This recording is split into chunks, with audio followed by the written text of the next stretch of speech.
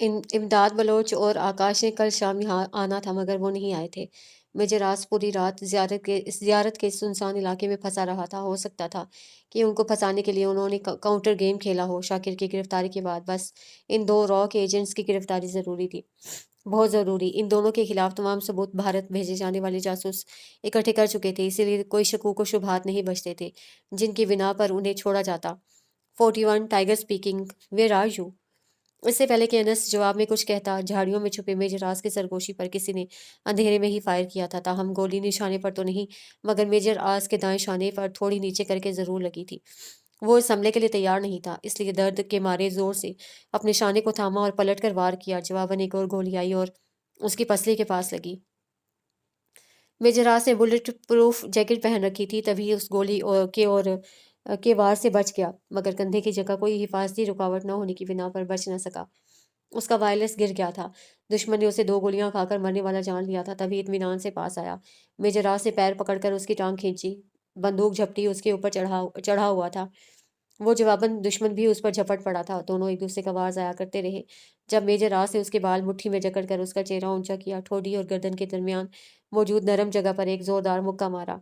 उसके हाथ दुश्मन की जुबान खोल देते थे। एजेंट आकाश तो नीम मुर्दा सा हो गया। मेजर आस ने अनस से कहा था कि वो फौज की गाड़ियां और बंदे लेकर आए ताकि उसे प्रॉपर तरीके से गिरफ्तार किया जाए। अचानक टॉर्च की रोशनी उस पर पड़ी और देखते ही देखते फौजी वर्दियों में मलबूस आदमियों ने उन्हें घेरे में ले लिया। एजेंट आकाश गिरफ्तार हो चुका था। इमदाद बलोच फरार हो चुका था। टाइगर अनस ने उसका कंधा थामा जहां से फवारे की मानिंद खून बह रहा था, मगर जैकेट की वजह से जज्ब भी हुए जा रहा था। मैं ठीक हूँ, कर्नल जाकिर शाह से कांटेक्ट करो, उसे तफ्तीश। लंबा सांस लिया, करें कि इमदाद बलोच कहाँ है। वो उसके साथ चलता जीप में आ बैठा जिस पर सरकारी टैग लगा था। अनस ने उसके कहे के मुताबिक कर्नल जाकिर शाह को सूरत हाल का बताया, जबकि टाइगर पिछले जख्मों के भरने से पहले एक बार फिर जख्मी हो चुका था। मैंने कहा था कि मैं साथ चलता हूँ, लेकिन नहीं, हीरो बनने की पड़ी होती है। पहले बलूचिस्तान के ऑपरेशन वाले जख्म भरे नहीं है कि गोली लगवा ली, ये सर पर भी राइफल मारी है। उसे टाइगर के माथे पर हाथ रखा। अगर मैं आईएसआई का हीरो हूं तो वो रॉ का हीरो है। बॉलीवुड की मूवी तो नहीं चल रही थी जो हाथ से गोली रोक देता। ऑब्वियसली अंधेरे में नजर नहीं आया। मेरी बेखबरी का फायदा उठा लिया उसने। वो जीप में पिछली सीट पर तिरछा सा लेटा था। चुप कर जाओ, जख्मी होकर भी बहस करना बंद नहीं करना। अनस परेशान था और गुस्सा भी। कैप्टन हमजा की दर्दनाक मौत के बाद वो कोई और नुकसान अफोर्ड नहीं कर सकता था। सर, अपॉइंटमेंट ले लिया है मैंने आई डॉक्टर से, आज चलना है। सुबह 12 बजे का वक्त था। मैंने आज एक मीटिंग अटेंड करने जा रहा था जो उसकी बिजनेस मीटिंग थी, क्योंकि स्मगलिंग और दहशतगर्दी को वो फिलहाल स्टॉप लगा चुका था। उसके जराए से पता चला था कि उसके खिलाफ एक बार फिर मिशन पूरे अरूज पर है। तभी उसने नीलम से कहा था कि अगर वो इसी सिलसिले से जुड़ी है तो चली जाए, नहीं तो वो उसे मार देगा।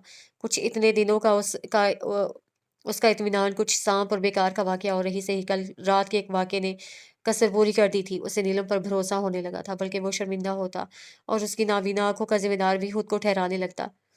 नहीं, उसकी तबीयत ठीक नहीं। तबीयत नहीं ठीक, मेंटली बहुत डिस्टर्ब है वो।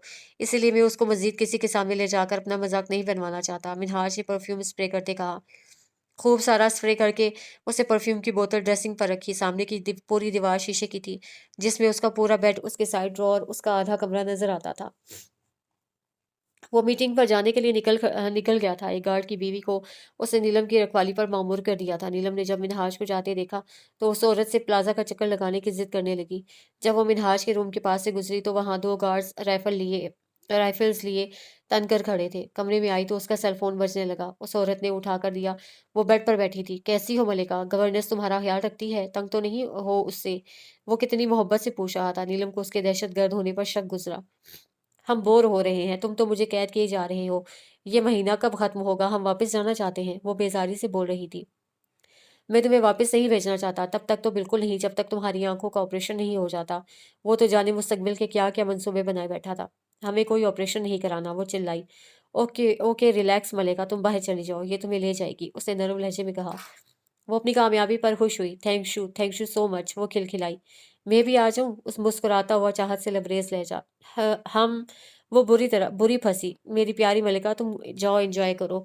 किसी दिन हम भी साथ चलेंगे। वो हंसकर उसकी मुश्किल आसान कर गया था।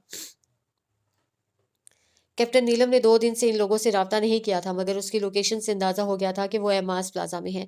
अब भी वो बाहर आई तो उसने वायरलेस प्लाजा में एक खुफिया जगह पर छुपा दिया था। पहले वो पार्क गई, फिर शॉपिंग करने का सोचा और मिनहाज को कॉल की। अंधेपन की अदाकारी करने को 2-3 बार गलत जगह टच किया था ताकि साथ मौजूद औरत को शक ना हो। वाह! लगता है तुम्हारा भी दिल नहीं लगता अब मेरे बगैर। कितने प्यार से बात करता था वो, मगर नीलम को उसका लहज़ा नहीं सिर्फ लफ्ज़ सुनाई देते थे। कितने अजीब होते हैं इंसान। कोई आपके पीछे भाग रहा है तो आप किसी के पीछे? मोहब्बत पाना चाहता है हर कोई, कोई मोहब्बत की कदर नहीं जानता। वो हमने शॉपिंग करनी थी, उसने नर्वस होते कहा। बेफ़िक्र होकर करो, मैं 1 घंटे तक आता हूँ, पेमेंट मैं करूँगा और फिर अच्छा-सा लंच भी। उसने प्लान तरतीब दिया। तुम आ रहे हो? वो चहकी। उफ़! ऐसे पूछोगी तो हेलीकॉप्टर से आना पड़ेगा, वो दिल पर हाथ रखता बोला। वो मदर हँसी-हँसी। मिनहाज के दिल ने एक बीट मिस की। जब तक वो शॉपिंग करके फारिग हुई, वो भी वक़्त से पहले पहुँच गया। बहुत मिस कर रही थी मुझे, वो सेल में लगी शर्ट्स को हाथों से छू-छू कर देख रही थी, जब कोई पीछे से उसके कान में बोला, काश! काश ये आवाज़ मेरे राज़ की होती। उसके दिल ने अजब ख़्वाहिश की, बहुत शिद्दत से, और इस ख़्वाहिश में इस जुमले की मोहब्बत को वो नहीं समझ पाई। उसे मिनहाज से कोई ग़र्ज़ थी ना वास्ता, वो जो वो कर रही थी मेजर रास और मासूम बच्चों के लिए। हाँ, अब उसका नज़रिया बदलने लगा था। जब से मेजर रास ने उसके सामने फ़ौज की हकीकत रखी थी, जब से इसने उनको दिन-रात लड़ते, मेहनत करते, अपनी जान की परवाह ना करते देखा था, तब से उसे फ़ौज से मोहब्बत हो गई थी, मुहाफ़िज़ों की कदर होने लगी थी। मगर मेजर रास अब भी उसकी अव्वलीन ख़्वाहिश था। पहली चाहत, कम उम्री की पहली मोहब्बत, पहला नशा था वो उसके लिए। ये कलर बहुत अच्छा है, ये भी। तुम पर तो दुनिया का हर रंग खिलेगा, बल्कि इन रंगों की दिलकशी में इज़ाफ़ा होगा, अगर तुम इन्हें पहनोगी तो। वो एक क्रीम कलर की लॉन्ग शर्ट फुल स्लीव्स वाली को निकालता बोला, उस पर मेहरून धागे के फूल बने थे। इतनी सादा और मशरक़ी पसंद, नीलम टिटकी। क्या फ़र्क पड़ता है हम काला पहने या नीला? हमें पता ही नहीं चलता हमने कौन-सा रंग पहना है, वो अफ़सुर्दा हुई। मुझे तो फ़र्क पड़ता है ना, ये कलर मेरा फ़ेवरेट है, मैरून और क्रीम का कॉम्बो कायनात को इतना पसंद था ना ये कलर, मैं जब भी उसके लिए गिफ्ट। वो बोलता-बोलता काउंटर की जानिब बढ़ रहा था जब अपनी बेसाख्तगी पर एकदम चुप हो गया। उसके पीछे आती नीलम ने एक आम इंसान जैसे रंग उसके चेहरे पर देखे थे। कायनात कौन है? तुम उसकी कसम भी खा रहे थे। वो देख काउंटर की जानिब रही थी और पूछ उससे रही थी। कोई नहीं, इसे पैक कर दो। वो उसको जवाब देने के बाद सेल्समैन से बोला। क्या हो गया है कैप्टन? नीलम को कोई राब्ता क्यों नहीं कर रही? वो सब परेशान थे, बहुत ज़्यादा परेशान। मेजराज शाने और सीने के गिर्द बंधी पट्टी से छिड़खानियाँ कर रहा था जब मैं बुशरा उसके लिए हल्दी मिला दूध लाई और नीलम के बाबत दरियाफ्त किया। मेरा कनेक्टर वायरलेस नुमा डिवाइस कहाँ है? शायद उन्होंने कोई कांटेक्ट किया हो मुझसे। जब नीलम ने उससे कांटेक्ट किया था तब वो और एजेंट आकाश हाथापाई में मसरूफ़ थे और उससे दिल बर्दाश्त होकर नीलम ने फिर उनमें से किसी से राब्ता नहीं किया था। वैसे भी अपने प्लान को पाया तकमील तक पहुँचाने के लिए उसे ये करना ही था। मैं देखता हूँ शायद कोई दे गया हो। जाए हादसा पर मौजूद तमाम चीज़ें फ़ौजियों की कार में ही थीं। अनस सिंगल सोफ़े से उठकर अपने कमरे की जानिब चल पड़ा। जब वापस आया तो उसके हाथ में कनेक्टर था। Oh no! इतनी इतनी बार रिंग दी है कैप्टन नीलम ने। कोई प्रॉब्लम ना हो, टाइगर ने परेशानी से कहा। हर एक दो फिर 1-2-3 बार ट्राई किया मगर नीलम की जानिब से कोई जवाब ना पाकर वो मज़ीद परेशान हो गए थे। वो स्टडी में बैठा था जब उसके कमरे के दरवाजे पर नॉक हुआ। वो हैरान हुआ। रात के 9 बज रहे थे और ये वक्त मिनहाज इज़हाक का अपना वक्त था, सिर्फ अपना। वो स्टडी से निकलकर कमरे में आया और ग्लास डोर ओपन कर दिया जहाँ नीलम खड़ी थी और उसके साथ रहने वाली औरत के हाथ में ट्रे थी। हमने कॉफ़ी बनाई है, आपके लिए भी लाए हैं, उसने इतनी खुशी से बताया कि मिनहाज का दिमाग दूसरी तरफ गया ही नहीं। अंदर आओ, उसने नीलम को रास्ता दिया। तुम्हारा ऑफ 9 बजे हो जाता है ना? जाओ, वो गवर्नर से बोला। उसके कमरे के बाहर पहरा देते एक गार्ड ने ट्रे औरत के हाथ से थाम ली। यहाँ रख दो। मिनहाज ने गार्ड से कहा। नीलम खामोश खड़ी थी, जैसे उसे कुछ नजर ना आ रहा हो। गुलाबी लब मुस्कुरा रहे थे। जाओ, वो गार्ड से बोला। बहुत याद आती है आजकल तुम्हें मेरी? नहीं, वो उसे सोफे पर बिठाता बोला। मैं तुम्हारा शुक्रिया अदा करने आई थी और ये, उसने अपने दुपट्टे से एक खूबसूरत रैपिंग वाला बॉक्स निकाला।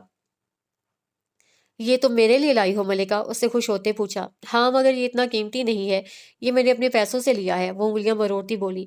उसके सामने सोफे पर बैठे मिनहाज ने उसके हसीन और दिलकश चेहरे को देखा। तुमने दिया है दुनिया की हर चीज से ज्यादा कीमती है ये। वो उसकी पैकिंग खोलने लगा। हीरो से भी ज्यादा कीमती? वो संजीदगी से पूछ रही थी। हाँ, उसने नीलम की जानिब देखते कहा और बॉक्स से घड़ी निकाली। वो बिल्कुल कीमती नहीं थी। कम से कम इस शख्स के स्टेटस के हिसाब से तो कचरा थी। तुम्हें पसंद आई? बहुत। झूठ। कायनात की कसम। वो मुस्कुराया। कायनात कौन है? मिनहाज घड़ी पहन रहा था। मेरी दोस्त, मेरी बहन, मेरी हमराज, मेरी सब कुछ, मेरी दुनिया, मेरी कायनात। वो जज़्ब के आलम में बोल रहा था। तुम्हारी बहन है। उसने मुंह ऊंचा उठा रखा था कि आवाज़ ऊंचाई पर लग रही थी। मिनहाज ने उसके सर पर हाथ रखते चेहरा नीचे किया। तुम क्या काम करते हो? तुम जानती हो। वो मुसलसल उसे देख रहा था। उसके जवाब ने नीलम का दिल फड़का दिया था। इस वक्त वो बिल्कुल गैर महफूज अपनी बहादुरी की बिना पर उसके सामने बैठी थी। ना कोई रिकॉर्डर लगा था, ना उसने कैमरा वॉच पहनी थी। हमें तो नहीं पता। वो खुद को नर्वस शो नहीं करना चाहती थी। स्मगलिंग, वो ऐसे बात कर रहा था जैसे कोई बच्ची उसके सामने बैठी हो। हीरे की? नीलम ने पूछा। हाँ। उसने हाथ में पहनी घड़ी को देखा। वो हार भी हीरे का था? नीलम ने पूछा। हाँ। तुम ये काम क्यों करते हो? उसकी हिम्मत बढ़ी। पैसे के लिए, मुख्तसर जवाब। इतना पैसा कमाकर कहाँ करते हो? ईमान, ज़मीर और इंसान खरीदता हूँ। वो इंटरव्यू दे रहा था शायद। नीलम उसकी रिकॉर्डिंग कर रही थी। मजीद बोली। इनसे तुम्हें क्या फ़ायदा होता है? पूछो कितना फ़ायदा होता है। वो उसकी शर्ट का कोना जो सोफे से नीचे लटक रहा था ऊपर करता बोला, जबकि नीलम ने शर्ट में छुपे पिस्टल पर गिरफ्त मजबूत कर ली थी। फिर सुकून का सांस लिया। कितना फ़ायदा होता है? बेतासुर लहजा। बहुत ज़्यादा। उसे कुछ कहने को मुंह खोलता देखकर वो उसका हाथ थामकर उसके होंठों पर हाथ रखता बोला, नो मोर क्वेश्चंस। तुमने कॉफी ठंडी कर दी। वो कॉफी का मग उठाकर उसे देता खुद भी पकड़ चुका था और घूंट घूंट भर भर कर पीता उसका चेहरा तके जा रहा था। नीलम की मखरूती उंगलियां बड़े से मग को थामी बहुत प्यारी लग रही थी। कोई फूल चुनता है किस तरह, कोई धूल होता है किस तरह, ये वक्त वक्त की बात है, तुझे जिंदगी बताएगी। मेजर राज ने दोपहर से रात कर दी थी। उसका कोड डायल करते करते अब उन सबको तशवीश होने लगी थी। कैप्टन हमजा की मौत ने उन्हें पहले ही एक धचका दिया था। एक वार्निंग वार्निंग दी थी कि हम बाखबर हैं। उस लड़की का ख्याल रखना मेजर राज, वो मेरी जिम्मेदारी है। उसे पीटर को मिलने बुलाया था। एक क्लब में वो रात 2 बजे तक बैठे रहे थे। पीटर ने उसको बताया था कि स्मगलिंग का काम 1-2 महीने के लिए रोक दिया है। उसे गैर मुल्की तमाम साथियों ने पुलिस के डर से हाथ खड़े कर लिए थे। मेजर राज से तासुफ का इजहार किया था। पीटर ड्रिंक करने बैठ गया। मेजर राज ने उसके गार्ड से कहा कि वो उसे अंदर बुला रहा है और खुद डिग्गी खोलने की कोशिश करने लग गया और कार गार्ड की वापसी तक अंदर बैठ गया। मेजर राज ने एमाज प्लाजा में कार को रुकते महसूस किया और फिर गार्ड्स की चहलकदमी भी। वो अंदर दुबका रहा। आधे घंटे बाद बाहर आया। अंधेरे में अभी तक वो किसी को नजर नहीं आया था। बहुत एहतियात से पार्किंग एरिया की दीवार से सब गार्ड्स को झांका और प्लाजा की पिछली तरफ चला गया। सारे खुफिया रास्ते उसे पता थे। पिछले रास्ते पर खड़े गार्ड की पुश्त टाइगर की जानिब थी। उसे रिवॉल्वर बहुत जोर से उसके सर के दरमियान में मारा तो वो लहरा कर गिर गया। टाइगर पाइप पर चढ़ने लगा। दूसरे फ्लोर की बैल्कनी से तीसरे फ्लोर की बैल्कनी और फिर चौथे और पांचवें फ्लोर पर नीलम की बैल्कनी में छलांग लगाई। दबे पैर अंदर गया। पिस्टल ऊपर को किए उसे वॉशरूम, ड्रेसिंग रूम और कमरा भी देख लिया मगर कोई नहीं था। तुम्हें पता है मैंने अपनी बहन से बहुत कहा था कि पाकिस्तान मत जाए, डॉक्टर बनना है ना, सो दिया। उस पर गनूदगी छाने लगी और 3 मिनट बाद वो गाफिल हो चुका था। नीलम ने ग्लास डोर के आगे पर्दे किए और तेजी से उठी। कमरे की तलाशी लेते लेते उसे 12 से 2 बज गए मगर कोई लैपटॉप, कोई डिवाइस उसे ना मिली। वो धीरे से चलती मिनहाज के पास रुकी। सोफे की बैग से टेक लगाए वो सो रहा था। उसके बाल माथे पर गिरे थे। नीलम ने उसके नाक के आगे 2 उंगलियां की। मरने वाली बला तो है नहीं ये, वो बुड़बुड़ाई। उसके कोट की पॉकेट्स चेक की। उसके बाल मिनहाज की गर्दन पर गिर रहे थे। आज उसे ये लंबे बाल बहुत तंग कर रहे थे। उन्हें जोड़े की शक्ल दी और उसके कोट को उठाकर उसकी वाइट शर्ट पर सीने पर मौजूद जेब देखी। वो कशमकश में दांत तले नरम होंठ दबा गई। उसकी जेब में हाथ डालते उसका दिल उछल उछल कर हलक में आ रहा था और जान पूरी दाएं हाथ में आ चुकी थी। माथे पर पसीने। इस शख्स से पहली बार उसे खौफ महसूस हो रहा था जिसका दिलकश चेहरा इस वक्त सुकून की हालत में था। उसके हाथ सेलफोन और 2-3 कार्ड्स लगे थे। जल्दी से उनकी पिक्चर्स ली और सेलफोन देखा। उस पर कोड लगा था। उसे मोबाइल अपनी जीन्स की पॉकेट में डाला और लाइब्रेरी में घुस गई। वहाँ की चाबियाँ ढूँढते उसे आधा घंटा मज़ीद लगा मगर चाबियाँ मिलके नहीं दे रही थीं। वो वापस मिनहाज के पास आई और उसको दिल में कोसती पैंट की पॉकेट चेक करने लगी। छोटी-छोटी चाबियों का गुच्छा खजाने से कम न था। उसे लेकर भागती हुई रूम से मुल्हिक लाइब्रेरी में घुस गई। बहुत सारी फाइल्स उसे इम्पोर्टेंट लग रही थीं जिसमें उसे बलूचिस्तान के गिरोहों से भी बम ब्लास्ट की डीलिंग की थी। बच्चे खरीदे थे। इस काम के लिए ये सारा डाटा जो उसने उन्हें फंसाने के लिए रखा था आज उसके ही नुकसान में आ गया था। इन 4-5 फाइल्स की क्लियर पिक्चर्स लेकर वो बाहर आई। एक गार्ड वहां मौजूद था। वो खामोशी से निकलकर हाथ से टिटोलती राहदारी से गुजरने लगी। गार्ड ने उसे अजीब सी नजरों से देखा था फिर कांधे उचकाकर वैसे ही खड़ा हो गया। उससे अंदर जाने का सोचा। गार्ड मुड़ा जब नीलम ने उसके पीछे से रिवॉल्वर उसके सर में मारा और घसीट कर दरवाजे के पास सोने के अंदाज में बिठा दिया। वो मुसलसल उसके इंतज़ार में अलमारी के पास खड़ा था। जब उसे किसी के अंदर आने का एहसास हुआ, वो दबे पैर बाहर निकला। जब दरवाज़ा बंद करती मूर्ति नीलम टाइगर के चौड़े पत्थर सीने से टकराई। उसके मुँह से चीख निकलने से पहले वो उसके होठों पर हाथ रखकर दरवाजे के साथ दीवार से लगा दिया। उसके कान के पास सरगोशी से भी मध्यम आवाज़ में बोला, "मैं हूँ टाइगर।" अंधेरे में वो उसके कान के करीब होंठ ले जाते बोला तो उसके जूड़े की शक्ल में मौजूद बाल खुलकर मेजर के मुँह पर गिरे थे। अजीब हालत थी। नीलम खौफज़दा थी तो वो उसकी कुर्बत को महसूस करता अजीब दोराहे पर खड़ा था। जब नीलम ने उसका हाथ ज़ोर से अपने हाथ से हटाया और दरवाज़े की जानिब देखने लगी, उसकी कुंडी एक बार फिर चेक की, बालकनी का दरवाज़ा बंद किया। टाइगर ने अपने चेहरे पर हाथ फेरते रेशमी से लम्स का एहसास ज़ाहिर करना चाहा था और वो बेखबर सी वापस आई। आप यहाँ क्यों आए हैं?" वो दबी-दबी आवाज़ में गुर्राई। "हम सब इतने परेशान थे, आपने कोई कॉन्टैक्ट नहीं किया। हमसे 2 दिन हो गए हैं।" वो आहिस्तगी से बोला। "एहतियातन नहीं किया था।" वो बोली। "कोई इन्फॉर्मेशन मिली?" नीलम ने नफ़ी में सर हिलाया। दिल में टाइगर से झूठ बोलने पर खुद को दाद दी। "और अभी क्या करके आ रही हैं?" उसके अगले चुभते सवाल ने नीलम को गड़बड़ा दिया। वो बस ऐसे ही उससे बातें करते वो अटकी। ओह! बातें करते, दाँत पीसे, आप उसकी कंपनी एन्जॉय कर रही थीं और हम यहाँ फ़िज़ूल परेशान हो रहे थे। वो गुस्से से बोला, दोनों अभी तक खड़े थे। नीलम आगे बढ़कर बेड पर बैठ गई। मेजर रास उसके पीछे आया। आपको यहाँ आए तकरीबन हफ़्ता हो गया है और आपने कोई इन्फॉर्मेशन नहीं दी। वो दाँत पीस कर बोल रहा था। उसकी लापरवाही उसका मीटर घुमा रही थी। अब क्या आज जाकर उससे कहूँ, प्लीज़ मुझे बताओ, तुमने कहाँ-कहाँ कितने हमले किए, कौन-कौन तुम्हारा साथी है? वो भी जवाबन गुस्से में मगर हल्की आवाज़ में बोली। इतनी रात को उसके कमरे से आ रही हो, क्या कर रही थी वहाँ? सच-सच बताओ। उसने नीलम को बाजू से पकड़कर अपने मुकाबिल खड़ा किया था। उसका नक्श-नक्श तना हुआ था। नीलम के बाजू पर उसकी गिरफ्त बहुत मज़बूत थी। उसका अंदाज़ बेहद जारहाना था। बता तो रही, उसकी आवाज़ दबने लगी, दिल की धड़कन तेज़ हो गई। वो उसका झूठ पकड़ रहा था। उसके गुस्से ने नीलम के हाथ-पैर फुला दिए। झूठ, झूठ बता रही हो तुम। उसने बाजू से खींचते उसे हिला डाला था। नीलम का शाना उसके सीने से लगा था। वो उसे थूक निकला। टाइगर ने नीलम की गर्दन में हाथ डालते उसका चेहरा ऊपर किया, ठोड़ी के नीचे पिस्टल रख दिया। उसकी सांसों की तपिश नीलम के चेहरे को झुलसाने लगी। मेजर राज पहली मर्तबा उसके इतना करीब था, गुस्से में उसे भी एहसास तक ना हुआ था और खौफ में नीलम को ना हो रहा था। मैंने कहा था मैं गद्दारी माफ़ नहीं करता। तुम बता रही हो कि मैं खुद तुम्हारी चेकिंग करूँ। उसकी सर्द आवाज़ और पथरीले तासुरात ने नीलम की जान हवा कर दी। वो उससे जितनी मर्ज़ी बदतमीज़ी कर लेती मगर इस वक़्त जो मेजर राज का गुस्सा था, उसने कैप्टन नीलम को हरासा कर दिया था। हम दिखाते हैं। उसके शिकस्ता लहजे पर मेजर राज की गिरफ्त उसकी गर्दन के गिर्द ढीली हो गई। वो उसके सीने पर हाथ रखती उससे दूर हुई और रुख फेरते अपना सेल फ़ोन निकाला। ये तस्वीरें ली हैं जिन फ़ाइल्स की हमें मुनासिब लगीं। उसने पिक्चर्स मेजर राज को दिखाई तो उसने ब्लूटूथ करके मोबाइल उसको थमा दिया। छुपा क्यों रही थी मुझसे? वो उसका चेहरा खोज रहा था जो अंधेरे में भी चमक रहा था। हमने सोचा पता नहीं ये काम की हैं या नहीं, फिर आप इंसल्ट करते के फ़ज़ूल। वो जुमला अधूरा छोड़ गई। मिनहाज ने बहुत पुरकशिश ऑफर्स दी थी, कबूल क्यों नहीं की? वो सेलफ़ोन पैंट की जेब में डालता सवाल कर रहा था। नीलम ने जवाबन उसे बहुत कारदार नज़रों से देखा तो मेजर रास होंठ दाँतों तले दबाकर इधर-उधर देखने लगा। इन 5 दिनों में तुमने मुझे याद नहीं किया? वो उसके झुके सर को देख रहा था। मेजर रास से उसे ऐसे सवाल की तवक्को नहीं थी। बिल्कुल नहीं। वो आँखें निकाल कर खफ़गी खफ़गी से बोली, "अच्छी बात है। अब जल्दी से अपना काम ख़त्म कर लो, बहुत मज़े कर लिए इस महल में रहकर।" वो वापस अपने खुरदरे लहजे में बोला तो नहीं सर्द आ भरी और सर हिलाकर बेड पर चली गई। मतलब था कि मेजरास जा सकता है। मेजरास को वो इस मुलाकात में बहुत बदली-बदली लग रही थी, जिसका दिल पहले ही उसकी जानिब से साफ ना था। एक और वहम और अंदेशे ने उसे घेर लिया। वापसी पर नीलम के बेहोश करदा गार्ड ने उसे जाते देखा था। वो मिनहाज के फ्लोर से गुजर रहा था। वो उसे ही अपना हमलावर समझा था।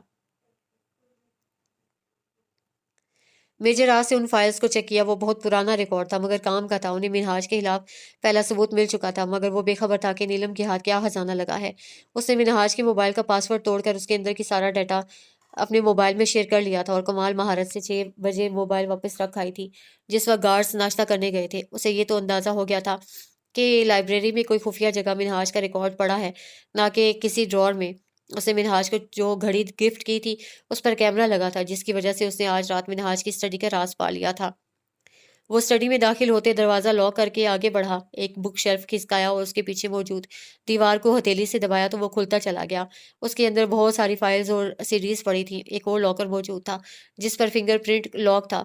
इसमें उसमें एक लैपटॉप मौजूद था। हाँ, तो तुम्हारा राज़ पता लग ही गया मिनहाज इसहाक, नीलम ने खुद कलामी के अंदाज में कहा।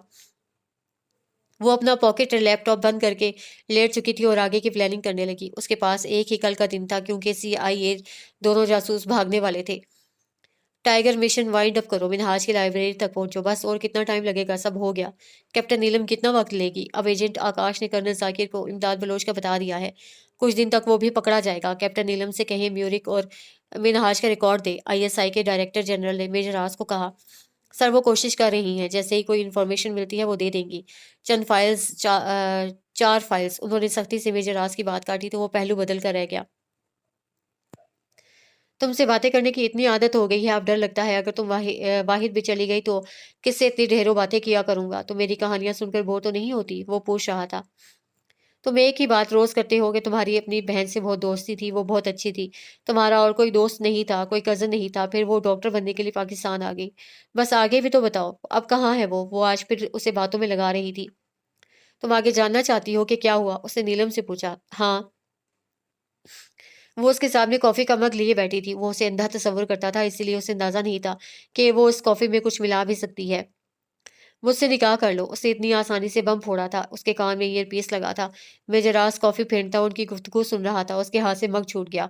मैं बुशरा जो रिपोर्ट को फाइनल टच दे रही थी, साकित नजरों से मेजरास को देखने लगी। पानी पीते अनस को खांसी आना शुरू हो चुकी थी। Oh my God, oh my God, ये क्या कह रहा है? ये इंसान है? क्या बला है? वहशी जानवर क्या बकवास कर रहा है? मैं बुशरा एक औरत थी, वही इस वक्त नीलम की जज्बात समझ सकती थी। वो गुस्से से बोल रही थी। मेजर रास ने हाथ में थामा चम्मच जोर से सिंक में फेंका और लंबे लंबे डग भरता अंदर अपने कमरे की जानिब मुड़ गया। मैं बुशरा और अनस भी किचन में उसे कंपनी दे रहे थे। क्या कह रहे हो तुम? नीलम घबरा रही थी। उसकी आवाज में लड़खड़ाहट थी। मिनहाज सोफे से उठकर उसके पास आया और उसके पैरों के पास घुटने टेक कर उसकी गोद में पड़े हाथों को पकड़ता बोला। मैं बहुत बुरा इंसान हूँ, बहुत वहशी, मगर इस दुनिया के लिए मैं तुम्हारे लिए बहुत अच्छा साबित होऊंगा। मैं तुमसे बहुत मोहब्बत करता हूँ, बहुत ज्यादा, इतनी कि तुम सोच भी नहीं सकती। सब छोड़ दूंगा तुम्हारे लिए। सब कुछ मलेगा, ये स्मगलिंग, ये मुल्क, सब कुछ कहीं दूर जाएंगे, सिर्फ मैं और तुम होंगे। उसने नीलम के यख ठंडे होते हाथ अपने दोनों गालों पर रखे तो वो मचल मचल गई। उसकी गिरफ्त से हाथ निकालने को वो मेजर राज की मुंतजिर थी कि वो उसे कोई तजवीज़ देगा। उन्होंने तो ख्वाब में भी नहीं सोचा होगा कि वो इतना सीरियस हो जाएगा। वो उसे एक दहशतगर्द समझते थे, मगर वो जज्बात रखने वाला शख्स था। हाथ छोड़े हमारा, वो चिल्लाई। मैं तुमसे शादी करना चाहता हूँ, तुम्हें ये बात समझ क्यों नहीं आ रही? तुम कब तक ऐसे यहाँ रहोगी? मैं तुम्हें अपने साथ हमेशा हमेशा के लिए रखना चाहता हूँ। वो उसके हाथ इतनी सख्ती से थामे हुए था कि सुर्ख पड़ चुके थे। नीलम रो रही थी। मैं, बुशरा और अनस स्क्रीन देख रहे थे।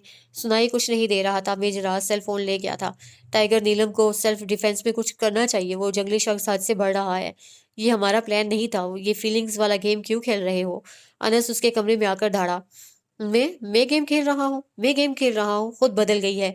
मैं गया था उससे मिलने, बहुत अच्छी लग रही है उसे, वो शान शौकत, वो हुस्न का मालिक शख्स। सब परफेक्ट लग रहा है उसे। वो अंदर से भी ऊंची आवाज में दहाड़ा। मैं, बुशरा के आंसू बह रहे थे। मेजरास वो उसे ट्रैप कर रहा है। वो 19 साल की एक अच्छे दिमाग की लड़की है।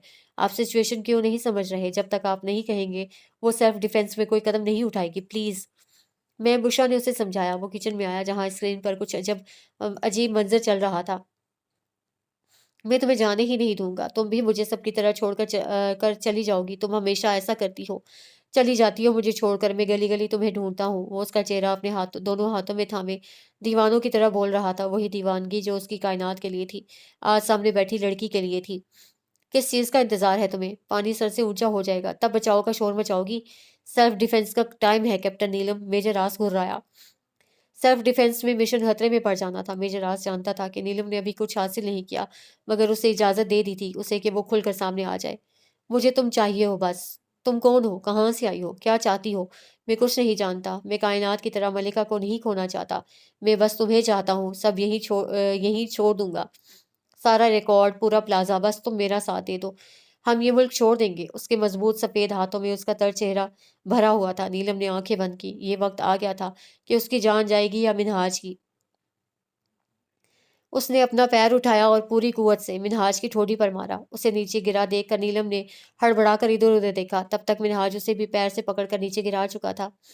मुझे पता था तुम धोखेबाज हो, उन कुत्तों के साथ मिली हो जो मेरी बहन को निगल गए। उसने कैप्टन नीलम की गर्दन दबोच ली, उसकी राजहंस जैसी गर्दन पर अपनी फौलादी गिरफ्त को मजबूत कर लिया। नीलम ने टांग एक बार फिर उसके पेट में मारी, मगर उसकी गिरफ्त कमजोर न पड़ी। उसने अपने लंबे नाखून बेदर्दी से उसकी आंखों में मार दिए। नाखून आंख के अंदर लगा था। वो चिल्लाया तो नीलम ने क्रिस्टल का गुलदान उसके सर पर मारा। फिर तेजी से पैंट की पॉकेट से इंजेक्शन निकालकर भरा और सिरिंज उसके बाजू में लगा दी। वो नहीं जानता था कि वो हर हथियार से लेस मैदान में उतरी थी। जितनी हसीन थी आज उतनी ही जालिम बनी हुई थी। बाहर खड़े गार्ड ने अंदर से खटपट की आवाज सुनकर दरवाजा खटखटाया तो कैप्टन नीलम ने हरासा नजरों से आसपास देखा। वो वो बात ले रहे हैं, कौन है? उसे कुछ तो कहना कहना ही था। वो गार्ड जाने उसे कैसी लड़की समझ रहा होगा, मगर कैप्टन नीलम के पास ये सब सोचने का वक्त नहीं था। उसने अपना एयरपीस उतारा और स्पाई वॉच भी। मैं, बुशरा, टाइगर और अनस ने ब्लैंक स्क्रीन को खौफजदा नजरों से देखा। मिनहाज ने उसे कुछ कर ना दिया हो। मैम बुशरा ने होठों पर हाथ रखे रखे कहा। वो स्टडी में गई, शेल्फ हटाया और मिनहाज की ही तरह जल्दी से उसे खोला। अंदर से तमाम सीडीज फाइल्स निकालकर सोफे पर रखी। उसका दुपट्टा कमरे में ही गिर गया था, बाल बिखरे पड़े थे, माथे पर जख्म का निशान पड़ा हुआ था। उसने फिंगरप्रिंट लॉक को खोला और क्रिस्टल वाज उठाकर उसे मारने लगी। वो टूट चुका था, मगर उसके आगे लोहा लगा था। अगर आज ये सब ना भी होता तब भी उसने ये लॉक खोलना ही था, जिसका इंतजाम उसने पहले से ही कर रखा था। शर्ट के नीचे पहनी टी शर्ट में काफी पॉकेट्स थी। उसे एक पॉकेट से टॉर्च निकाली। उस टॉर्च से निकलने वाली रोशनी मेटल पर पड़कर उसे पिघला रही थी। इसमें कैप्टन नीलम को आधा घंटा लगा। आवाज पैदा हो रही थी। उसे रूम एलईडी ऑन कर दिया।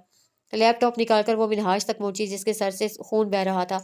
उसके नीचे आया, अपना दुपट्टा निकाला और स्टडी में आ गई। इस दुपट्टे में सारी फाइल्स सीडीज डालकर वो उसे बांध दिया। वापस आई और सब कुछ कमरे की दहलीज ग्लास डोर के करीब रखकर बाहर झांका। गार्ड्स वैसे ही खड़े थे। उसे सिरिंज भरना शुरू की। जितने इंजेक्शन हम लगा चुके हैं, अपना आप कैप्टन कम नर्स ज्यादा लग रहा है, वो बुड़बुड़ाई। दरवाजा खोला और एक गार्ड को मौका दिए बगैर उसकी पीठ में इंजेक्शन घुसा दिया। तब तक दूसरा हरकत में आ चुका था। रिवॉल्वर घुमाकर उसे मारा। वो जमीन पर हाथ रखे झुके, जो कि तेज रफ्तार चाकू उसने गार्ड की नाफ में मारकर घुमा दिया। उसके हाथ से राइफल गिर चुकी थी। उसमें फिर भी इतनी हिम्मत थी कि नीलम का हाथ पकड़कर घुमा दिया। नीलम ने मुक्कों से उसको धो डाला। अंदर कमरे में पड़ी गठरी उठाकर वो बाहर आई। नीचे सब गार्ड्स अपनी अपनी ड्यूटी पर थे। इस वक्त एमाज प्लाजा के अंदर कोई ड्यूटी पर नहीं होता था। वो तेजी से नीचे वाले फ्लोर पर सीढ़ियों के जरिए इस भारी सामान के साथ आई और अपने कमरे में दाखिल होकर अपना जरूरी सामान एक बैग में डाला और उसमें ही सारी फाइल्स और लैपटॉप डालकर ये फौजियों जैसा बड़ा बैग कमर पर पहन लिया। आखिरी फ्लोर के एक कमरे की बैल्कनी से प्लाजा की पिछली तरफ छलांग लगा दी। प्लाजा की दीवारें ऊंची थीं, जिसके लिए उसे एक रस्सी अपने पास रखी थी। रस्सी को घुमा घुमा कर उसकी नौब दीवार के पार लगाई और दीवार चढ़ने लगी। हिफाजती तौर पर दीवार के ऊपर शीशे लगे थे, जिन्होंने उसे लहूलुहान कर दिया था। और रही सही कसर एक गार्ड ने देख लिया। जब उसे दीवार के पार छलांग लगाई, वो दौड़ रही थी। उसके पीछे फायरिंग होने लगी। अगर ये नीलम अबरार 1 साल पहले वाली नीलम अबरार होती, तो बेहोश होकर किसी न किसी की बाहों में लुढ़की होती। मगर अब उसने भी अपनी राइफल निकालकर दरख्त की आड़ में गार्ड्स पर फायरिंग शुरू कर दी। वो बहुत ज्यादा थे। एक ने उसे पीछे से जा लिया। नीलम ने उस पर भी फायर कर दिया। वो जो कर रही थी इस डेटा को सेव करने के लिए जो उसके पास था, वरना इन जालिमों को मारते भी उसके हाथ कांप रहे और दिल खून के आंसू रो रहा था। उस गार्ड ने नीलम पर फायर किया। गोली उसके बाजू में लगी। वो दरख्त से टकराई, सर घूमने लगा। कदमों की आवाजें आस-पास थीं। वो दरख्त पर चढ़ गई। गार्ड्स ने एम्बुलेंस बुलवा ली थी। गाड़ियां निकालकर उसकी तलाश में निकल गए थे। पीटर और म्यूरी के कमरे से उसने ऑडियो लिसनिंग बग डिवाइसेस भी उठा ली थी, जो उसकी पैंट की जेब में बमुश्किल पूरी आई थी। उन्हें निकालकर बैग में डाला। 4 बज रहे थे। आसमान पर सुर्खी फूटने वाली थी। गार्ड्स जा चुके थे। उसे दूर खड़ा एक शख्स नजर आया। मेजर आस। उसने शाने को दबा रखा था, जिसमें गोली का दर्द यूं महसूस हो रहा था कि अंदर के हिस्से में आग लगी हो। उसने दरख्त से छलांग लगाई और बाईं तरफ भाग गई, जहां जंगल ही जंगल था। उसका दिल कांप रहा था। वो गिर रही थी, चल रही थी, फिर गिर रही थी। जंगल के बीच कुछ कच्ची जमीन देखकर उसने निकलते सूरज को देखा और एक लकड़ी से खोदना शुरू किया। वो बाजू दर्द से चिल्ला रहा था, मगर वो कान नहीं धर रही थी। जमीन कुछ गहरी हुई तो उसमें बैग डालकर वो उस पर दोबारा मिट्टी डालने लगी। मिट्टी डालते डालते वो और बेदम सी होने लगी। वो लंबे-लंबे साँस लेकर चीख रही थी। वो चीखने के बाद वो रोने लगी, ज़ारों की तार धाड़े मार-मार कर रो रही थी। अपने हाथों को देखकर आसमान की जानिब देखने लगी। आज उसे जाने कितने लोगों का कत्ल किया था। कितने गार्ड्स उसकी फायरिंग से मरे थे और वो पता नहीं ज़िंदा था कि नहीं। वो सजदे में गिरकर रो रही थी। एक कबूतर उसके पास आकर बैठ गया। वो लड़की उसे देखने लगी। कभी वो इन कबूतरों को पकड़ने से भी डरती थी कि उनकी दर्जा नरमाहट से खौफ आता था, और आज वो क्या थी और क्या से क्या हो गई थी। बाबा आपकी गुड़िया मर गई बाबा, वो रोई जा रही थी, पागलों की तरह अपने आप को मार रही थी। उसकी जगह कोई और होता तो जश्न मना रहा होता, मगर उसे रोना आ रहा था कि उसकी वजह से आज कितने लोग मर गए। उसने खुद छुरी मारी थी एक गार्ड को, वो नी मुर्दा सी लेटी थी। सर कैप्टन नीलम का कुछ पता नहीं चला, वो एमास प्लाजा से कहाँ गई हैं। मिनहाज जहाँ को अस्पताल भेजा गया है। टाइगर ने लैपटॉप स्क्रीन पर नजर आते अपने हेड के चेहरे की जानिब देखकर कहा, ये कैसे मुमकिन है? कैप्टन नीलम कहाँ जा सकती है? वो परेशान हुए। वो एक सिविलियन थी, उस पर मिशन का एक अहम हिस्सा था। वो सब तो उससे ढेरों उम्मीदें वाबस्ता किए बैठे थे। हजारों लोगों का इंसाफ उस लड़की की जात से जुड़ा था। 19 करोड़ से जायद जानों की हिफाजत का जिम्मा उससे अपने सर लिया था। सर गुस्ताखी माफ, मगर मैंने कहा था कि वो लड़की किसी काबिल नहीं है, कुछ नहीं कर सकेगी। वही हुआ। उसने खुद को मुश्किल में डालने के सिवा कोई काम नहीं किया। उसके पास उन 4 फाइल्स के सिवा कोई डाटा नहीं था। इतना वक्त उसने वहां गुजारा, मगर कुछ नफा नहीं कमाया। मेजर रास अपनी भड़ास निकालकर खामोश हुआ तो उन्होंने साकित नजरों से उसे देखा। अब क्या होगा? इमदाद बलोच को गिरफ्तार कर चुके हैं कर्नल जाकिर शाह। अगर आप इजाजत दें तो उसे गुलवा लेते हैं कुछ राज। मेजर रास से कहा, वो रॉ का एजेंट है। उसका ताल्लुक बलूचिस्तान में होने वाली दहशतगर्दी से था, ना कि मिनहाज जहाक से। उन्होंने तजवीज़ रद्द की। ठक ठक की आवाज़ पर मेजर रास चौंका। उसके दाएं बाएं बैठी अनस और मैम बुशरा भी इस वक्त कौन हो सकता है? सुबह के 7 बज रहे थे। कैप्टन नीलम, उस ख्याल के आते ही मैम बुशरा सबसे पहले भागी। दरवाजा खोला तो मट्टी से अटे कपड़ों में बगैर दुपट्टे के उलझे बिखरे बाल, सीने तक खून से भरी शर्ट। वो उसे देखकर दंग रह गई। वो अगले ही लम्हे दहलीज पर गिरी पड़ी थी। मैं बुशरा ने उसे अंदर खींचा और दरवाजा बंद कर दिया। कैप्टन नीलम, कैप्टन नीलम! मैं बुशरा ने उसके गाल थपथपाते बुलाया। Tiger sir! वो चिल्लाई। टाइगर भागकर बाहर गया। नीलम को देखकर उसने एक नजर परेशान मैम बुशरा को देखा। इसे गोली लगी है मेजर रास, मैम बुशरा बोली। हटे आप! टाइगर ने उन्हें हटाते नरमी से नीलम को अपने मजबूत और तवाना बाजुओं में उठा लिया। वो बेजान हुए जा रही थी। मेजर रास उसे पहले ही रूम में ले आया। उसे बेड पर लिटाकर मैं बुशरा की जानिब पलटा। आप इसे चेंज करवाएं, मैं एसपी बिलाल को इन्फॉर्म करता हूँ, हॉस्पिटल जाना पड़ेगा। वो कमरे से निकल गया। हॉस्पिटल से उसे आए पूरा दिन गुजर चुका था। वो लड़की सारा रिकॉर्ड ले गई थी, सारे सबूत। अगर कुछ रह गया था तो वो हीरे थे। एमास प्लाजा के सबसे ऊपर वाले फ्लोर पर मौजूद थे, मगर कोई उनकी यहाँ मौजूदगी से बाखबर नहीं था। अभी तक तो कैप्टन नीलम अबरार भी नहीं थी। वो लुटी पुटी बिखरी स्टडी में नीचे लेटा था। गुलाबी रंग की डायरी उसके हाथ के पास पड़ी थी। उसका सर पट्टियों में जकड़ा हुआ था। इमदाद बलोच, शाकिर, आकाश, आविद उसकी असलहा स्मगलिंग और हीरो की स्मगलिंग में मुलविस तमाम अफराद गिरफ्तार हो चुके थे। उनका भी वक्त आ रहा था, मगर उन्हें अभी तक गिरफ्तार नहीं किया गया था। वो जानता था उसे गिरफ्तार करना कोई आसान काम नहीं है। वो सारा रिकॉर्ड भी हासिल कर ले तो इस मुल्क के सियासतदान जो उसके चमचे और आला ओहदों पर फाइज थे उसे गिरफ्तार नहीं होने देंगे। उसे नीलम की एक एक बात और एक एक अदा याद आ रही थी। उसके दिल में फौज के लिए मजीद नफरत पैदा होने लगी। वो उसके जज्बों से खेलती रही। आखिर तक उसे लगता था कि वो उनकी ही साथी है। उसे कितनी मिन्नतें की थी, कस्में खाई थी कि उसे सच बता दे, मगर उससे भी उसे धोखा दिया था। वो भी चली गई थी। वो भी उन्हें उन्हीं बुरे लोगों की साथी थी। फिर उसे उसे क्यों नहीं मारा? वो चाहता तो उसी वक्त अपने गार्ड्स को एक इशारा करता और वो जिंदा ना होती आज। मगर उसके अंदर कुछ था, सिर्फ एक चाह, एक ख्वाहिश कि वो आखिरी बार मिल ले। बस आखिरी बार। और कौन जानता था कि ये आखिरी मुलाकात कितनी दर्दनाक होनी थी। उसे होश में आए 2 घंटे हो चुके थे। उसका स्टेमिना बहुत बढ़ गया था। अब वो जाग रही थी। दर्द महसूस तो हो रहा था, मगर उस तकलीफ से कम था जो दिल में थी। वो बैक वक्त अपनी पॉजिटिविटी और नेगेटिविटी से लड़ रही थी। उस पर यह इदराक आज हो रहा था कि उसने जो कुछ भी किया उन मासूम बेगुनाह जानों के लिए किया जो दहशतगर्दी में बुरी तरह कुचली जाती हैं। अब उसे मेजर आस के सामने अपना मुतालबा रखते शर्म आ रही थी। नीलम अबरार अगर आज पीछे हट गई तो सारी जिंदगी रोती रहोगी, तरसती रहोगी मोहब्बत को। बेजरास को देखे बगैर तुम्हारे दिन कटना मुश्किल हो जाते हैं। जिंदगी तो बहुत लंबी है, वो कैसे कटेगी? डॉक्टर इसे उतार दे, उसे रजिस्टर चेक करती डॉक्टर से कहा। मगर प्लीज इसे उतार दे, इससे पहले कि मैं खींच कर उतारूं। वो सर्द मोरी से बोली तो डॉक्टर ने उसकी ड्रिप उतार दी। उसने पास पड़े पेशेंट टेबल से चादर उठाई और बाहर निकल गई। डॉक्टर हकदक उसे जाता देखने लगी। मैं बुशरा जो मेडिकल स्टोर पर खड़ी थी उसे चादर लपेटते रिक्शा रोकते देखकर भाग कर आई, मगर तब तक वो जा चुकी थी। कैप्टन नीलम, आप इस वक्त? मगर मैं बुशरा कहाँ है? अनस से दरवाजा खोलते सवाल किया, मगर वो कोई भी जवाब दिए बगैर अंदर आ गई। टाइगर के रूम में गई जो लैपटॉप पर अपने किसी बंदे से कह रहा था। फायदा क्या हुआ? कोई रिकॉर्ड हाथ नहीं लगाया मास का। इससे अच्छा हम उस लड़की को इन्वॉल्व ही ना करते। कम वक्त की लालच में वक्त ही निकल गया। नीलम आगे बढ़ी और ठप करके उसका लैपटॉप बंद कर दिया। मेजर रात से गुस्से से निगाह उठाई। तो सफ़ेद खुले कुर्ते और सफ़ेद ही पजामे में ब्लैक चादर लिए बिखरे बालों और सूजी आंखों समेत सर्द नजरों से तकती नीलम को देखा। आप तो नीलम ने उसकी बात काटी। म्यूरिक सीआईए का बंदा है। उसे जो दो जासूस छुड़वाने हैं वो लाहौर सेंट्रल जेल के कैदी हैं। उन्होंने एक स्ट्रिंग बना रखी है जिसकी मदद से वो शायद कल शाम तक जेल से निकल जाएं। म्यूरिक की लोकेशन और उसका बाकी सारा डाटा भी हमारे पास मौजूद है। पीटर की रिकॉर्डिंग भी, एमास की लाइब्रेरी का डाटा, उसके पर्सनल मोबाइल में मौजूद तमाम कॉन्टैक्ट्स, कौन कौन सियासतदान है उसमें मुलविस हैं, सब सब डाटा है मेरे पास। वो किसी मशीन की तरह उसे देखती बोल रही थी। दिमाग पर तो गोली नहीं लग गई आपके? मेजर राज से तंज किया। आपको वो सब चाहिए कि नहीं? वो संजीदा थी। ये कैसा सवाल है? आपको वहां किस लिए भेजा था? वो नागवारी से बोला।